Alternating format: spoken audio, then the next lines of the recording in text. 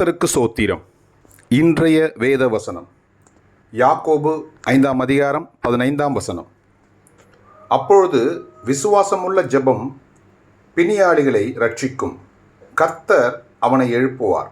அவன் பாவம் செய்ததினால் அது அவனுக்கு மன்னிக்கப்படும். ஆமென். யாக்கோபு 5ஆம் அதிகாரம் 15ஆம் வசனம். அப்பொழுது விசுவாசமுள்ள ஜெபம் பிணியாளிகளை ரட்சிக்கும். கர்த்தர் அவனை எழுப்புவார். அவன் பாவம் செய்ததினால் அது அவனுக்கு மன்னிக்கப்படும். ஆமென். கர்த்தர் உங்களை ஆசீர்வதிப்பாராக, உங்களோடு கூட இருப்பாராக. ஆமென்.